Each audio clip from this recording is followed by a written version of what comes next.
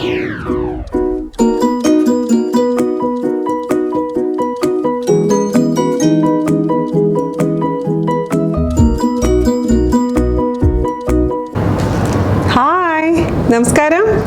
എന്തുണ്ട് വിശേഷം? എല്ലാവർക്കും സുഖം തന്നെയെന്ന് വിശ്വസിക്കുന്നു. ഞങ്ങളിവിടെ സുഖമായിരിക്കുന്നു. അപ്പോൾ എല്ലാവർക്കും ലേറ്റായെന്ന് എനിക്കറിയാം. ഞാൻ ഓൾറെഡി കമ്മ്യൂണിറ്റി പേജിലൊക്കെ പോസ്റ്റ് ചെയ്തിട്ടുണ്ടായിരുന്നു. എന്നാലും എല്ലാവർക്കും പെരുന്നാൾ ആശംസകൾ എൻ്റെയും കുടുംബത്തിൻ്റെയും വക. അപ്പോൾ പെരുന്നാളിൻ്റെ സ്പെഷ്യലായിട്ട് ഞാൻ നിങ്ങളുടെ അടുത്ത് പ്രോമിസ് തന്നിട്ടുണ്ടായിരുന്നു അല്ലേ, മട്ടൻ ബിരിയാണി റെസിപ്പി ഇടാന്ന്. പക്ഷേ എനിക്ക് പറ്റിയില്ല കേട്ടോ, 2 ദിവസമായിട്ട് തൊണ്ട പ്രശ്നമായിരുന്നു. അപ്പോൾ ഇപ്പോൾ ബെറ്ററായി വരുന്നുണ്ട്. അപ്പോൾ ഞാൻ വിചാരിച്ചു സിമ്പിളായിട്ടുള്ള റെസിപ്പി നിങ്ങൾക്ക് വേണ്ടി കൊണ്ടുവരാമെന്ന്. അപ്പോൾ ഇതിന് മുമ്പ് ഞാൻ ഇട്ടുണ്ടായിരുന്ന കോംബോ ഇല്ലേ, ഇന്നിപ്പോൾ ഞാൻ ചെയ്തിരിക്കുന്നത് 2ാമത്തെ കോംബോ ആണ്. അതായത് നമ്മുടെ ചോറും മോരുകറിയും. അതായത് ആ മോരുകറി എന്ന് പറയുമ്പോൾ അതിൽ തേങ്ങയും കഷ്ണങ്ങളില്ലാത്ത മോരുകറിയാണ് ഏറ്റവും ഈസി ആയിട്ടുള്ള മോരുകറി. അതുപോലെ തന്നെ നല്ല സ്പൈസി ആയിട്ടുള്ള വെണ്ടയ്ക്ക മെഴുക്ക് പുരട്ടി, പിന്നെ ഒരു സിമ്പിളായിട്ടുള്ള ക്യാരറ്റ് പൊരിയൽ. അപ്പോൾ 3ഉം കൂടി നല്ല കോമ്പിനേഷനാണ്. എല്ലാവരും തയ്യാറാക്കി നോക്കുക. ഇഷ്ടപ്പെട്ടിട്ടുണ്ടെങ്കിൽ വീഡിയോ ഷെയർ ചെയ്യാനും അതുപോലെ തന്നെ ലൈക്ക് ചെയ്യാനും മറക്കരുത്.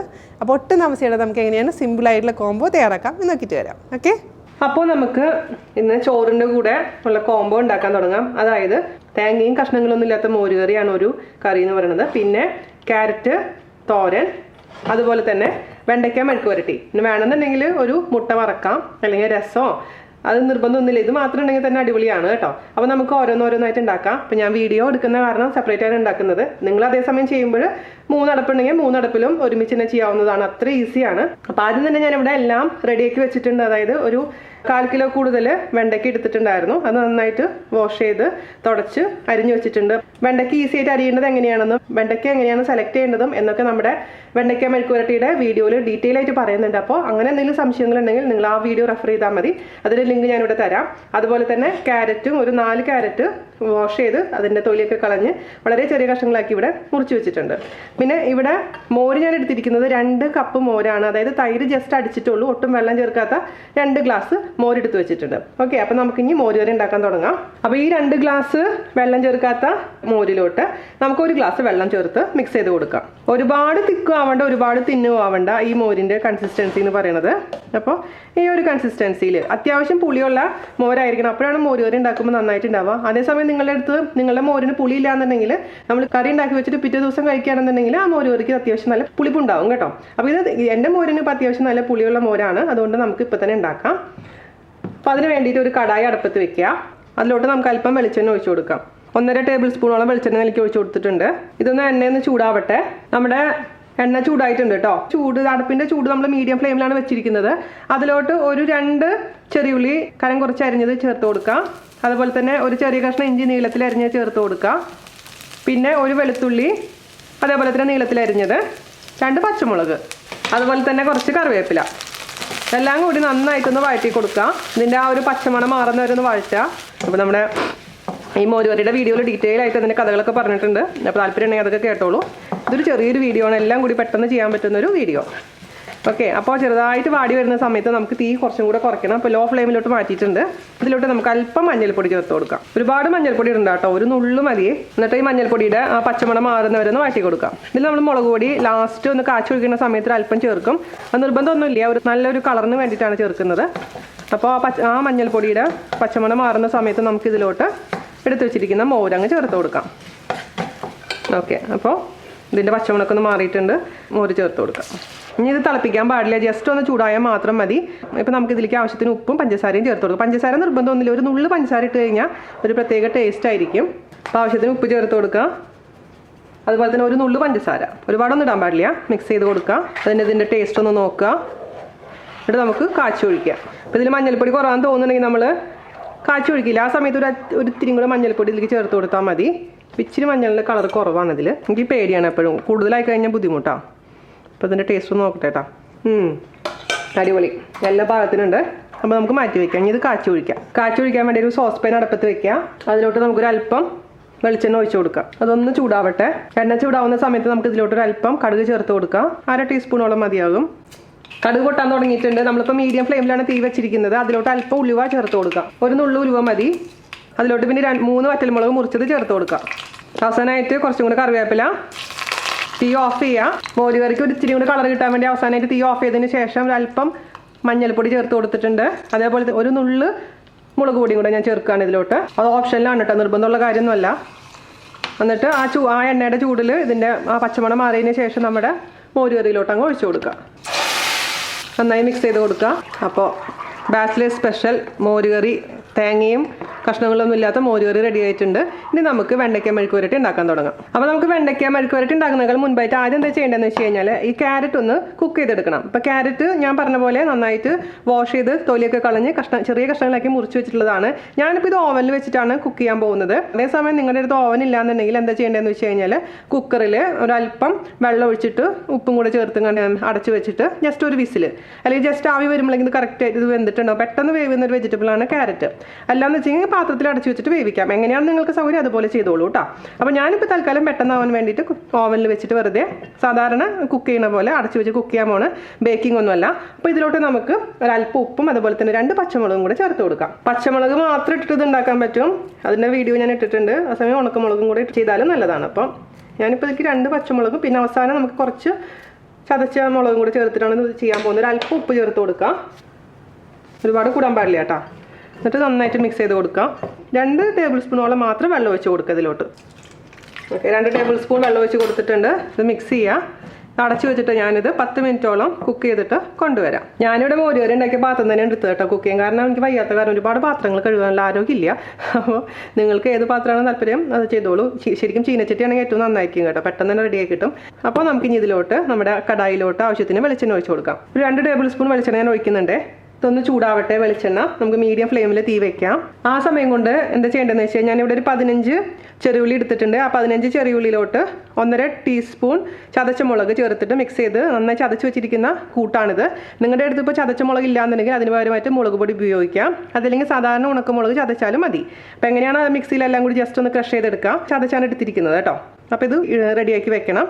പിന്നെ കുറച്ച് കറിവേപ്പില, ഉപ്പ്, അത്ര മതി നമ്മുടെ ഈ മെഴുക്ക് പുരട്ടി ഉണ്ടാക്കാൻ. എണ്ണ ചൂടായിട്ടുണ്ട്. നമുക്ക് അതിലോട്ട് ഒരു തണ്ട് കറിവേപ്പില ഇട്ട് കൊടുക്കാം.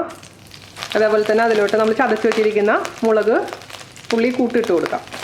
അപ്പോൾ പുറത്തുള്ള കുട്ടികളൊക്കെ ആണെങ്കിൽ ചിലപ്പോൾ ചെറിയ ഉള്ളി ഇല്ലെങ്കിൽ നിങ്ങൾക്ക് അതിന് പരമായിട്ട് ഒരു സവാള ചെറുതാക്കി കനം കുറച്ചങ്ങ് അരിഞ്ഞിട്ട് കൊടുത്താൽ മതി കേട്ടോ. അതുപോലെ തന്നെ മുളക് പൊടി, മുളക് ചതച്ചത് കിട്ടാനില്ലെങ്കിൽ. അപ്പോൾ പക്ഷേ ചെറിയ ഉള്ളിയാണ് ഞാൻ പ്രിഫർ ചെയ്യുന്നത്. അതില്ലെങ്കിൽ അത് നിവൃത്തിയില്ലെങ്കിൽ പിന്നെ എന്താ ചെയ്യുക അല്ലേ. അപ്പോൾ നമുക്കിനി ഇതിലോട്ട് ഒരു അല്പം ഉപ്പ് ചേർത്ത് കൊടുക്കാം. ഉപ്പ് ഇടുമ്പോൾ എപ്പോഴും ശ്രദ്ധിക്കണേ. നന്നായിട്ടങ്ങ് മിക്സ് ചെയ്ത് കൊടുത്ത് ഇതിൻ്റെ ഒരു പച്ചമണം മാറുന്ന വരെ നന്നായിട്ട് വഴറ്റി കൊടുക്കുക. അപ്പോൾ മീഡിയം ഫ്ലെയിമിലാണ് തീ വെച്ചിരിക്കുന്നത്. അത് പ്രത്യേകിച്ച് ശ്രദ്ധിക്കുക. ഹൈ ഫ്ലെയിമിൽ വെക്കാൻ പാടില്ല. അപ്പോൾ നമ്മുടെ ചെറിയ ഉള്ളിയുടെ കൂട്ട് അത്യാവശ്യം നന്നായിട്ട് ഇതിൻ്റെ പച്ചമണമൊക്കെ മാറിയിട്ടുണ്ട് കേട്ടോ. ഇനി നമുക്കിതിലോട്ട് നമ്മുടെ വെണ്ടയ്ക്ക ചേർത്ത് കൊടുക്കാം. എന്നിട്ട് നന്നായിട്ട് മിക്സ് ചെയ്യുക. പതുക്കെ മിക്സ് ചെയ്യണം. വെണ്ടയ്ക്കയിലോട്ട് നന്നായിട്ട് ഈ കൂട്ട് മിക്സായി ഉറപ്പ് വരുത്തണം. വെണ്ടയ്ക്ക കുക്ക് ചെയ്യുമ്പോൾ അടച്ച് വെച്ചിട്ട് ഞാൻ കുക്ക് ചെയ്യാറില്ല. എപ്പോഴും തുറന്ന് വെച്ചിട്ടാണ് കുക്ക് ചെയ്യാറുള്ളത്. അപ്പോഴാണ് വെണ്ടയ്ക്ക നല്ല ഡ്രൈ ആയിട്ട് ഒട്ടും കുഴയാതിരിക്കുക. എന്നിട്ട് നമുക്ക് അല്പം ഉപ്പ് ചേർത്ത് കൊടുക്കണം. നമ്മൾ ഓൾറെഡി ഉള്ളിയുടെ കൂട്ടിൽ ഉപ്പ് ചേർത്തിട്ടുണ്ട്. എന്നാലും ഈ വെണ്ടയ്ക്ക് ചേർത്തതിന് ശേഷം അല്പം ഉപ്പ് ചേർത്ത് കൊടുക്കണം. അത് ശ്രദ്ധിച്ച് ചേർത്ത് കൊടുക്കുക. കൂടുതലായി കഴിഞ്ഞാൽ പിന്നെ കഴിക്കാൻ പറ്റില്ല. അല്പം ഉപ്പ് ഇങ്ങനെ ഓക്കെ. എന്നിട്ട് ഒന്നുകൂടെ മിക്സ് ചെയ്ത് കൊടുക്കുക. നമ്മൾ അടച്ചു വെച്ച് എന്താ കുഴപ്പമെന്ന് പറഞ്ഞാൽ ഇതിൻ്റെ ഉള്ളിൽ നിന്ന് ഇങ്ങനെ നൂല് പോലെ വന്ന് ഇങ്ങനെ ആകെ സ്റ്റിക്കി ആയിട്ട് മാറും.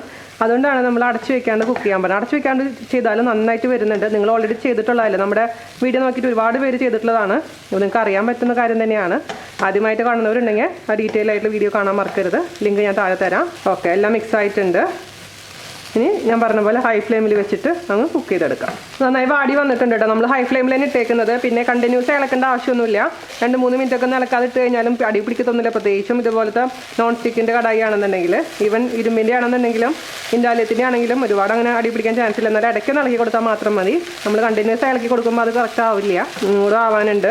കുറച്ചും കൂടെ വെളിച്ചെണ്ണ ഒഴിച്ച് കൊടുത്താൽ പെട്ടെന്ന് റെഡി ആയി കിട്ടും. പക്ഷേ ഞാൻ പിന്നെ ഒരുപാട് എണ്ണ ഒഴിക്കേണ്ടതെന്ന് വെച്ചിട്ടാണ് കുറച്ച് എണ്ണ ഒഴിച്ചിരിക്കുന്നത് കേട്ടോ. നമ്മുടെ വെണ്ടയ്ക്ക മെഴുക്ക് പുരട്ടി ഏകദേശം ആവാറായിട്ടോ. നിങ്ങളിപ്പോൾ ചെയ്യുമ്പോൾ 3 അടുപ്പിൽ അറ്റ് എ ടൈം ചെയ്യുമ്പോൾ സമയം എടുക്കില്ല. തനിയെ ചെയ്യുമ്പോഴാണ് നമുക്ക് സമയം എടുക്കുന്നത് പോലെ തോന്നുന്നത്.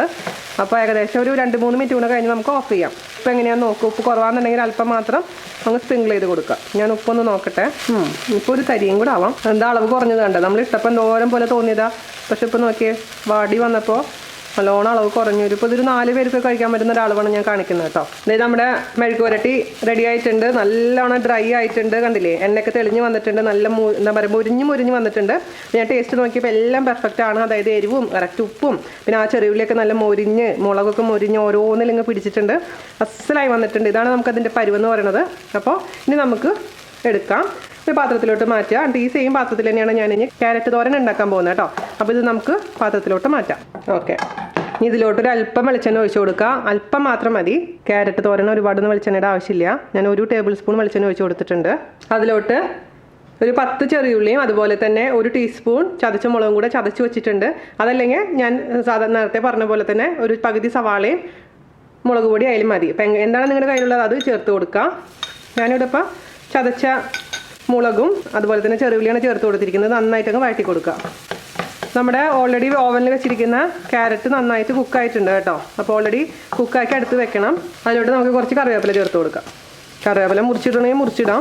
എന്നിട്ട് ഇതൊന്ന് നേരത്തെ പറഞ്ഞ പോലെ തന്നെ ഒന്ന് വാടി വരുന്ന സമയത്ത് ഒരു അല്പം തേങ്ങ ചേർത്ത് കൊടുക്കാം. ഒരല്പം ഉപ്പ് ചേർത്ത് കൊടുക്കാം. നമ്മൾ ഓൾറെഡി ക്യാരറ്റ് വേവിച്ചപ്പോൾ ഉപ്പ് ഇട്ടിട്ടുണ്ടായിരുന്നു. എന്നാലും ഉള്ളിലേക്ക് മാത്രം അല്പം ഉപ്പ് ചേർത്ത് കൊടുത്തിട്ടുണ്ട്.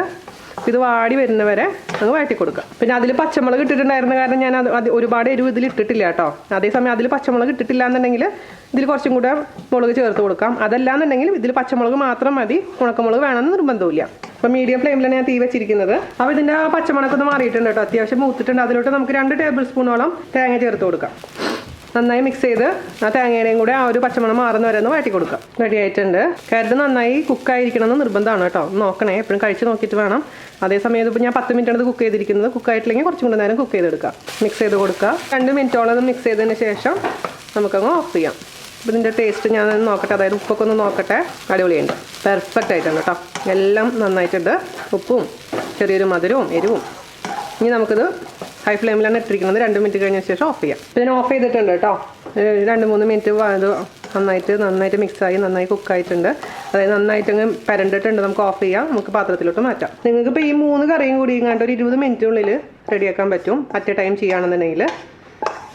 ചോറും ഒരു കടപ്പത്ത് ചോറും കൂടെ വെക്കുകയാണെങ്കിൽ കുശാലായി. അങ്ങനെ ക്യാരറ്റ് തോരൻ റെഡി ആയിട്ടുണ്ട്. അപ്പോൾ 3 റെഡി ആയിട്ടുണ്ട്. നമുക്കിനി നമ്മുടെ പ്ലേറ്റിലോട്ട് എല്ലാം സെർവ് ചെയ്യാം. അപ്പോൾ ഞാനൊരു പ്ലേറ്റിൽ ചോറ് എടുത്തിട്ടുണ്ട്. പിന്നെ ഞാൻ വെറുതെ ഒരു പച്ചമുളകും കുറച്ച് സവാളയും തക്കാളിയും മുറിച്ച് വെച്ചിട്ടുണ്ട്.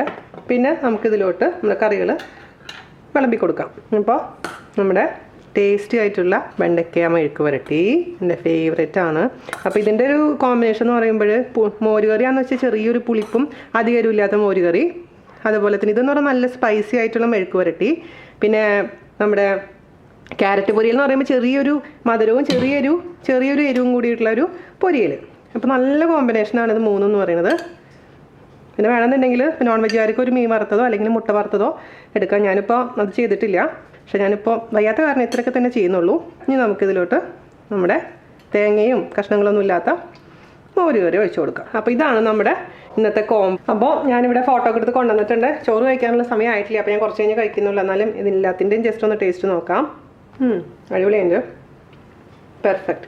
അതേസമയം ഇപ്പം നിങ്ങളുടെ മോര് കറിയിൽ പുളി കുറവാന്ന് തോന്നുകയാണെങ്കിൽ ഒരു അല്പം ചെറുനാരങ്ങ നീര് പിരിഞ്ഞ് ഒഴിച്ചാൽ മതി കേട്ടോ. അപ്പോഴും നമ്മുടെ മോര് കറിക്ക് ഒരു അല്പം പുളി കിട്ടും. പക്ഷേ ഇപ്പോൾ ഇവിടെ അൽമറായിൻ്റെയൊക്കെ നല്ല പുളിയുള്ള തൈര് വാങ്ങിക്കാൻ കിട്ടുന്നുണ്ട്. അപ്പോൾ ഞാനിപ്പോൾ സ്ഥിരമായിട്ട് അതാണ് ഉപയോഗിക്കുന്നത്. അല്ലെങ്കിൽ 2 ദിവസം മുമ്പ് പുറത്തെടുത്ത് വെച്ചാൽ മതി ഫ്രിഡ്ജിൽ നിന്ന്. അപ്പോൾ എങ്ങനെ വേണമെങ്കിലും നമുക്ക് മോരിന് പുളി ശരിയാക്കി എടുക്കാൻ പറ്റും. അപ്പോൾ എല്ലാവരും തയ്യാറാക്കി നോക്കുക ഈ കോംബോ. അതിനുശേഷം അഭിപ്രായം പറയാൻ മറക്കരുത്. അപ്പോൾ വീഡിയോ ഇഷ്ടപ്പെട്ടിട്ടുണ്ടെങ്കിൽ ഷെയർ ചെയ്യാനും ലൈക്ക് ചെയ്യാനും മറക്കരുത്. അപ്പോൾ അടുത്ത അടിപൊളിയുള്ള റെസിപ്പി ആയിട്ട് വരുന്നവരെ നന്ദി, നമസ്കാരം. Thank you.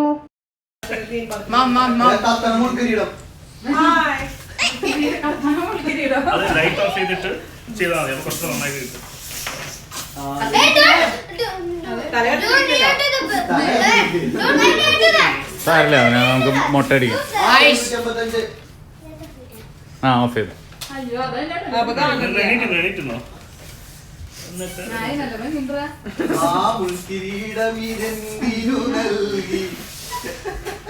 അതിനാണെങ്കിൽ കൂടെ മൊബൈല് സെൽഫി ലൈറ്റ് ഇട്ടോ, ലൈറ്റ് ഓൺ ആക്കി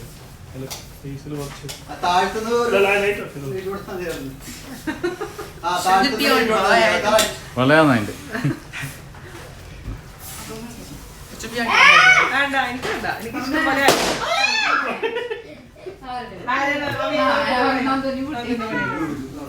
മതി.